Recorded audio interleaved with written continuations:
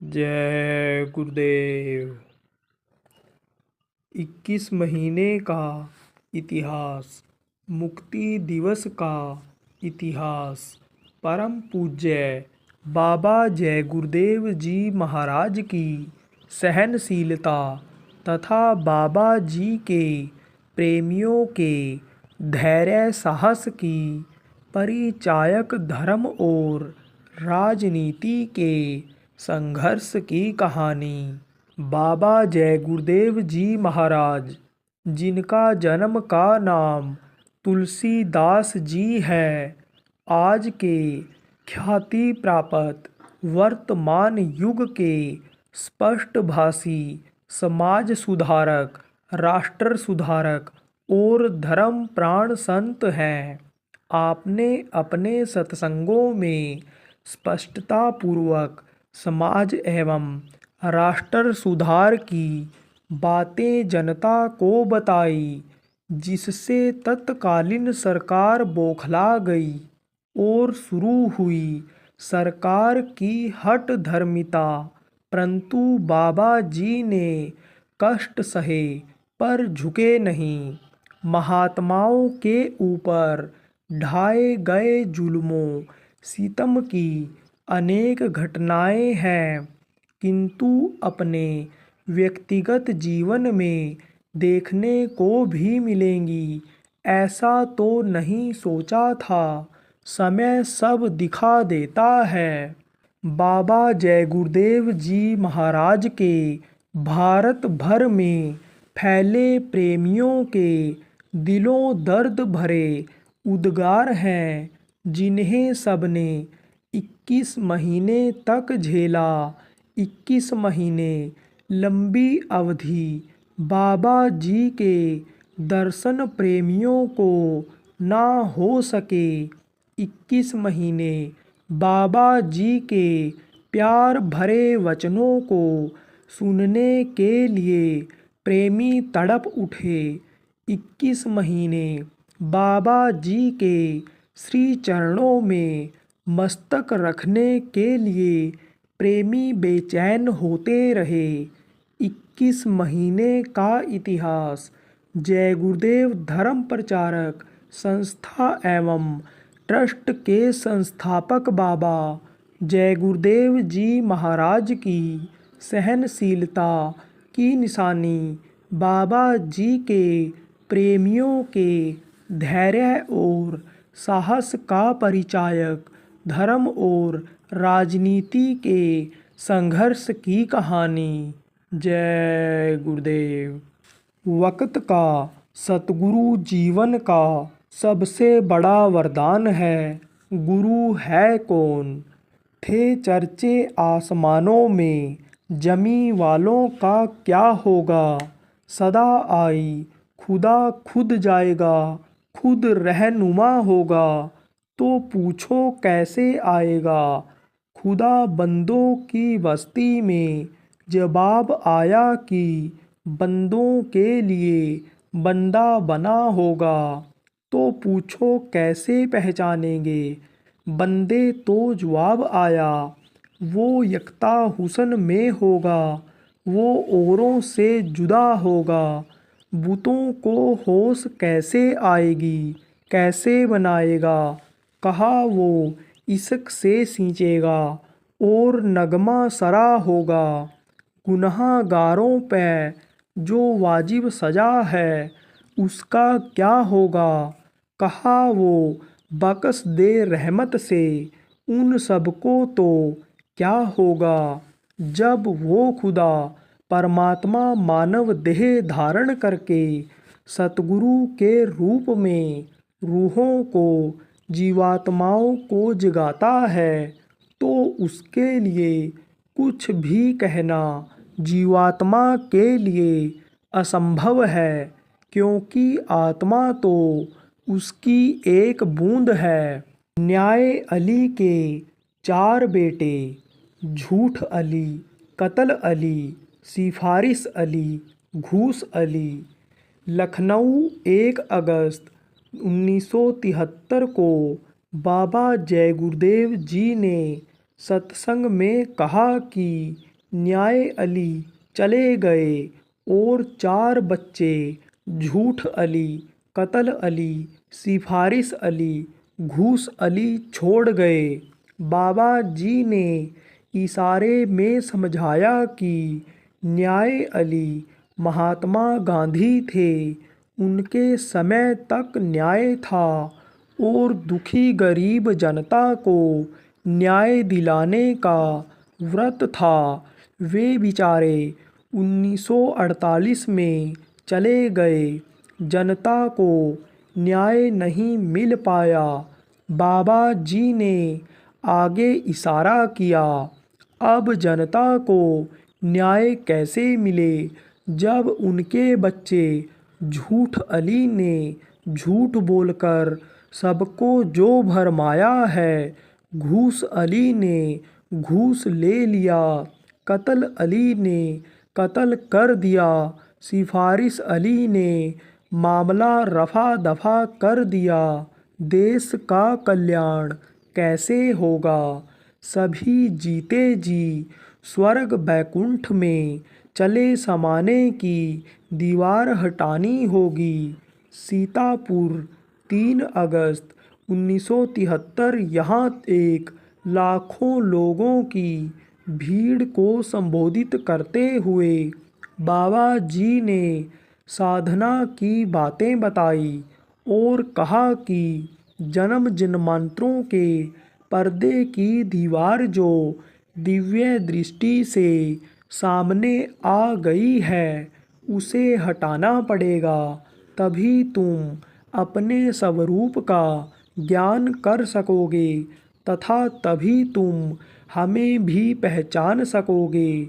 जब श्री कृष्ण भगवान ने कृपा कर अर्जुन की दीवार हटाई तो अर्जुन अपना स्वरूप तथा श्री कृष्ण भगवान का स्वरूप जान पाया। महात्मा की कृपा से ही यह कार्य संभव होगा। यदि दीवार हट जाए तभी तुम अपने अपने लिए और मेरे कार्य के लिए कुछ कर सकते हो। आध्यात्मवाद को जानना सच्चा ज्ञान है।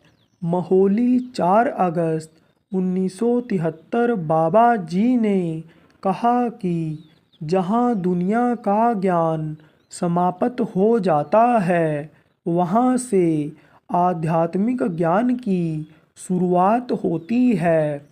हम आत्मा के संबंध में कुछ नहीं जाते, हमारा ज्ञान बाहर की चीज़ों तक ही सीमित है। अंत में हम इन चीज़ों का साथ छोड़ देंगे और ये चीज़ें हमारा साथ छोड़ देंगी। शरीर रक्षा तक वस्तुओं को रखते तो अच्छा था। महात्माओं ने जब अपनी आत्मा को जगाया और अपने ज्ञान चक्षु से देखा कि जीवात्मा कहाँ से आई, कौन किस किस योनि में कैसे गया और कहाँ कैसा कैसा दुख दिया जाता है, तब जीवों पर दया करके प्रेरणा दी और कहा कि सभी न्याय सत्य सेवा प्रेम का रास्ता अपना लें एवं समर्थ गुरु का पल्ला पकड़ लें, जिससे आत्मा का कल्याण हो जाए। यही आध्यात्मवाद है और यही सच्चा ज्ञान है। बाबा जी के पास वह वायरलेस है जो 24 घंटे तुम्हारी हर बात नोट करता है। झरिया 9 अगस्त 1973। विशाल जनसभा में बाबा जय गुरुदेव जी ने कहा, अरे एमएलए एमपी, क्या तुम घर में बैठ कर के मीटिंग करते हो, परंतु तुम्हारी हर बात को हम सुनते रहते हैं। बाबा जी के पास वायरलेस लगा है जो अपने कपड़ों में छुपाए रहते हैं। जो फितरत किया करते हो तुमको मालूम नहीं कि महान आत्मा का जन्म हो गया है। 20 और 30 वर्ष के बीच में जो तुम्हारे अगल बगल में ही रहते हैं, जो तुम्हारी हर फितरत और हरकत को जानते और समझते रहते हैं। तुम क्या कर रहे हो और किसके लिए कर रहे हो, यह सभी समझ रहे हैं। इस प्रधानमंत्री द्वारा देश में विप्लव हो जाएगा। प्रधानमंत्री के हाथ की रेखा बड़ी भयानक और खराब। आसनसोल 12/8/1973। जय गुरुदेव बाबा जी ने कहा कि देखो देशवासियों, इस वर्तमान प्रधानमंत्री द्वारा देश का बहुत बड़ा नुकसान होगा।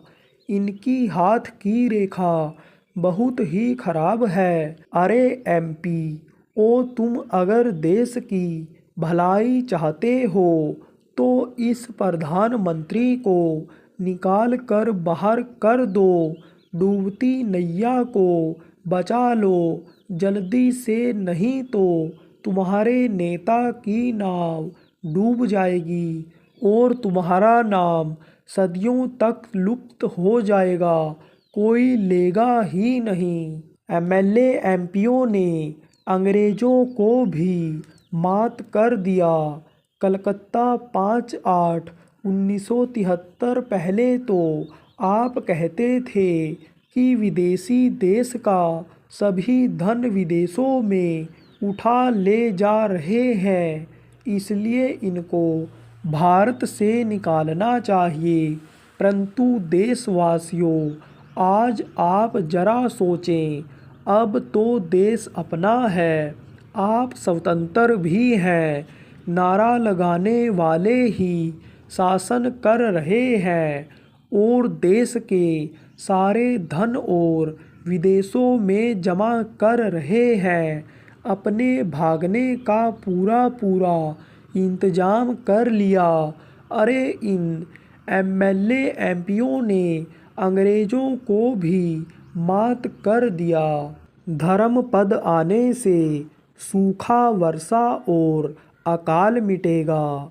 पीपीगंज गोरखपुर 16/10/1973। स्वागतार्थ आए और हजारों नर नारियों को धर्म कर्म का उपदेश करते हुए बाबा जय गुरुदेव जी ने कहा कि मैं चारों तरफ देखते हुए आ रहा हूँ, कहीं भी खरीफ की फसल संतोषप्रद नहीं दिखाई दी। कुछ तो पहले सूखा से समाप्त हो गया। इस प्रकार सारी की सारी फसल नष्ट हो गई। अब लोग कहने लगे कि बाबा जी की बात सही है। मैं बहुत समय पहले से कहते चला आ रहा हूँ, मैंने अपने पर्चों में छपवाकर बंटवा दिया था। अगर सबको नहीं तो कुछ लोगों के हाथों में वे पर्चे जरूर पड़े होंगे। सब में लिखा था, वर्षा सूखा पड़े अकाल। बात आपके सामने आई, अभी तो अकाल आगे पड़ेगा। नेपाली नर नारी भजन का रास्ता, सच्चा रास्ता प्राप्त कर बाबा जय गुरुदेव जी जय जयकार बोलने लगे। 9वां 16/10/1973। दिन के 1 बजे कड़ी धूप में 1.5 लाख से ऊपर की भीड़ से धर्म उपदेश करते हुए बाबा जय गुरुदेव ने दुखी पीड़ित नर नारियों से कहा कि अपनी पीड़ाओं को अगर दूर करना चाहते हो तो अब भी अंडा मांस मछली छोड़ दें, आप सबका भला हो जाएगा, सब दुख दूर हो जाएगा। नामदान लेकर भजन करो, वह भगवान खुश होकर तुमको माला माल कर देगा। नेपाल की जनता ने बाबा जय गुरुदेव से भजन का रास्ता पाया तो सभी मस्त हो गए। अधिकांश ग्रामीणवासी खेती करने वाले थे। उन सब ने नामदान के बाद बाबा जी का पीछा नहीं छोड़ा। नेपालियों ने भी बाबा जय गुरुदेव जी से कहा कि हमारे गांव पर आकर उस भूमि को भी पवित्र बनाया जाए, आपकी बड़ी कृपा होगी।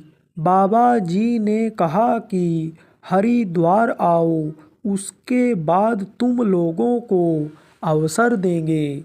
जय गुरुदेव।